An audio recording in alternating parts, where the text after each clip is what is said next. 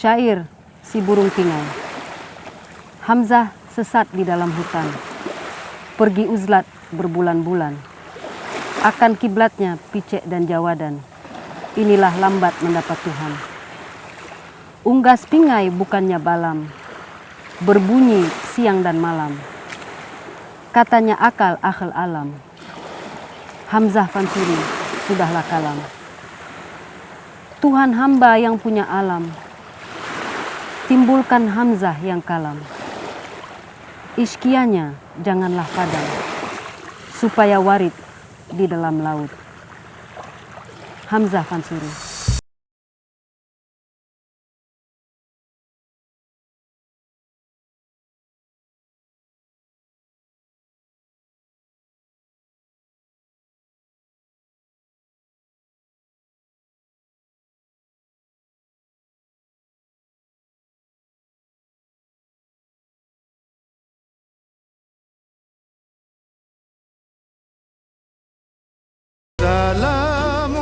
Selamat pagi, Assalamualaikum warahmatullahi wabarakatuh.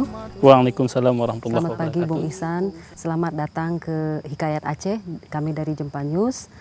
Bisa cerita sedikit tentang Bung Ihsan, siapa, nama, kemudian kuliahnya di mana? Saya sendiri bernama Sehat Ihsan Sodikin dan saat ini menjadi dosen di UIN Araniri di Fakultas Usuluddin dan Filsafat, dan saya menyelesaikan S1 dalam Bahasa Arab, S2 dalam Filsafat Islam. Jadi sejak S2 itu saya sudah mulai tertarik dengan tasawuf, dan 2006 saya menjadi dosen, mulai menulis tentang tasawuf, melakukan penelitian tentang tasawuf, khususnya tasawuf Aceh. 2008 saya menulis sebuah buku yang saya namakan Tasawuf Aceh. Itu adalah buku yang mendokumentasikan, menarasikan perjalanan tasawuf di Aceh. Salah satu di dalam buku itu, salah satu bab adalah tentang Hamzah Fansuri. Dan saat ini saya juga sedang menulis tentang tarekat di Aceh kontemporer untuk disertasi S3 saya.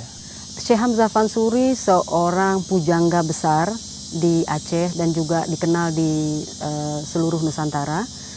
Beliau karya-karyanya banyak dikenal juga dalam sastra Melayu. Apa sih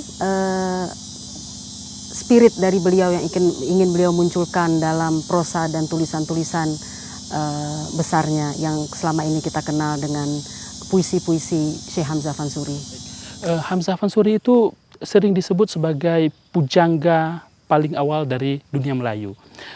Dia mengarang yang kita temukan sekarang itu ada 38 syair dan 3 prosa, ya, 3 prosa yang paling terkenal tentang tasawuf dan 38 syair yang kita sudah temukan. Tapi sarjana selalu mengatakan setelah menulis yang kita sudah temukan 38, ada catatannya,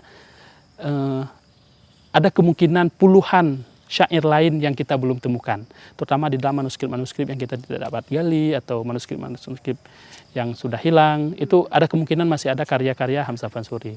Nah, apa yang menarik adalah kalau kita telusuri model-model syair Melayu dengan AAA atau AB-AB, itu dimulai pada masa Hamzah Fansuri. Syair-syair Hamzah Fansuri AAA atau AB-AB, ya. Itu trennya syair Melayu. Dan berikutnya sampai hari ini kita melihat syair-syair itu kan seperti itu.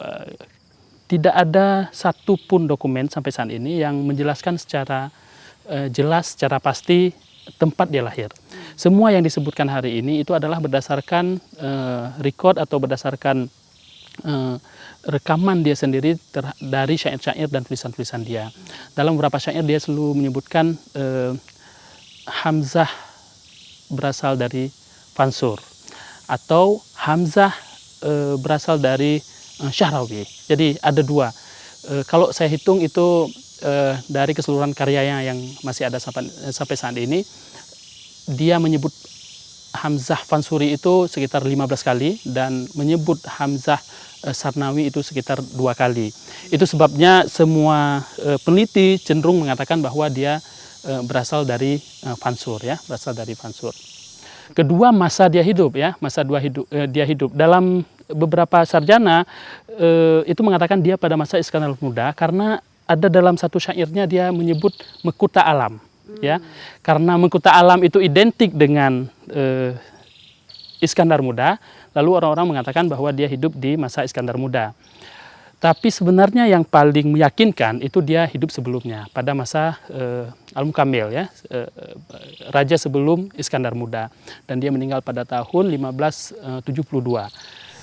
Bagaimana dengan konsep filsafat dan tasawuf dari Syekh Hamzah Fansuri? Karena selama ini kan banyak kontroversialnya. Kita juga mengenal ada beberapa pemikiran yang menyatakan bahwa pemikirannya sangat berbeda dengan pemikiran ulama-ulama tradisional pada masa itu. Beliau kan hidup pada abad ke-16 dan 17 ya. Bisa mungkin Bung Ihsan cerita sedikit tentang keunikan dari Syekh Hamzah Fansuri. Baik.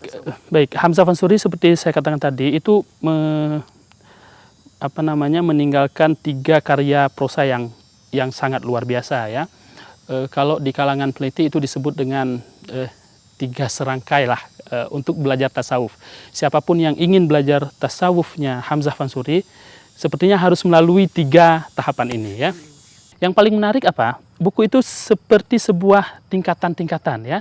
Jadi dimulai dengan Syarabul Asyikin, itu adalah kitab yang paling bawah untuk orang-orang awal mungkin ya. Jadi di dalam kitab itu memang sangat tipis, tapi dia menjelaskan tentang bahwa seorang harus sholat, harus puasa, harus zikirnya, harus tauhidnya harus lurus dan lain sebagainya.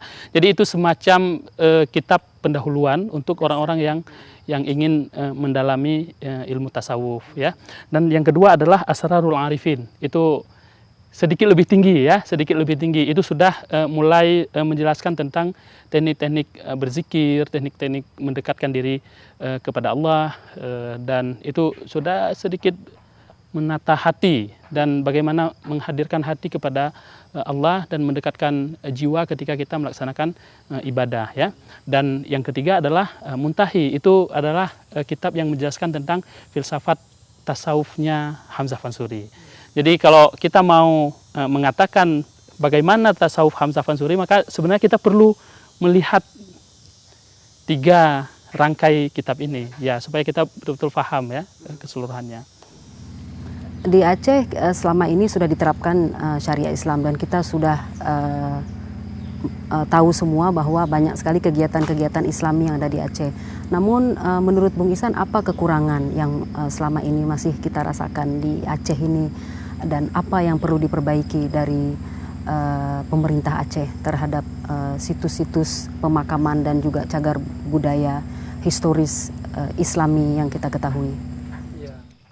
Ya, kalau kita lihat dalam kasus ini ya, dalam kasus makam-makam, dalam kasus penghargaan terhadap karya-karya ulama, itu memang belum syar'i menurut saya ya, belum betul-betul kita peduli dengan kejayaan-kejayaan Islam pada masa lalu.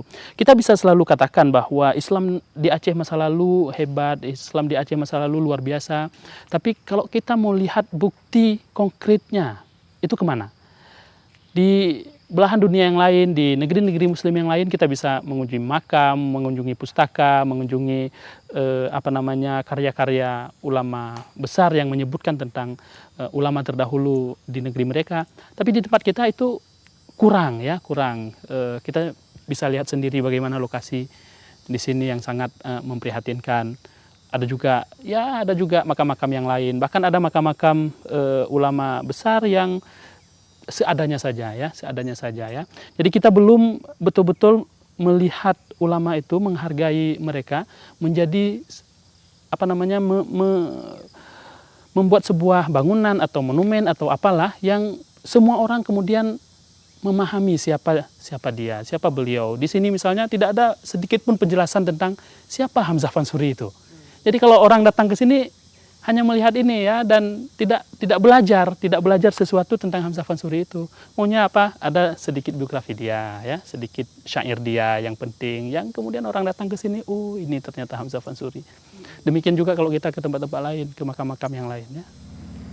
Apa tugas kita sebagai masyarakat Aceh dan juga himbauan yang Bung Ihsan ingin sampaikan kepada anak-anak muda khususnya di Aceh dalam melestarikan cagar budaya, yang terutama makam-makam dari para sufi dan aulia di Aceh ini cukup banyak, namun tidak banyak yang kenal dan tidak banyak yang tahu.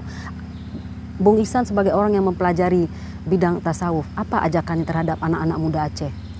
Anak muda punya peran besar ya dalam hal ini, terutama dalam mengkampanyekan kembali pentingnya kita menghargai jasa-jasa ulama besar dulu dan mempelajari apa karya-karya mereka dan meneladani apa-apa ide mereka tentang keislaman. Apalagi sekarang kan budayanya budaya media sosial ya, dengan sangat mudah orang sebenarnya mengkampanyekan itu ya, mengkampanyekan tentang Hamzah Fansuri, tentang Samsudin Asymatrani, tentang Syekh Kuala misalnya, menulis tentang itu, melakukan riset kecil atau membuat video dokumenter, membuat gerakan sosial untuk pembersihan makam dan lain sebagainya ya. Iya, bukan hanya untuk selfie-selfie Facebook ya, tapi juga ada manfaat edukasinya ya. Jadi saya kira di sini penting peran pemuda itu untuk mengkampanyekan kembali sejarah keislaman, kebesaran Islam masa lalu. Sekaligus untuk menunjukkan ketika orang mengatakan Aceh jaya pada masa lalu dengan Islamnya, ini loh buktinya. Ya, ini buktinya. Ini artinya. Ini situsnya. Iya, ada makna spiritualnya. Sebenarnya ini kan saya pun heran juga ya. Sebenarnya ini kalau dikelola baik menguntungkan juga secara ekonomi ya, secara ekonomi masyarakat lokal, bahkan secara ekonomi besar di kota Banda Aceh, di Aceh besar. Turis datang ke sini dari Malaysia mana-mana mau lihat makam Hamzah Fansuri. Tapi waktu di sini toilet tidak ada, air tidak ada, itu susah. Cukup mengenaskan ya. Bung Ihsan kegemarannya selain mengajar, jadi dosen dan juga menjadi seorang peneliti.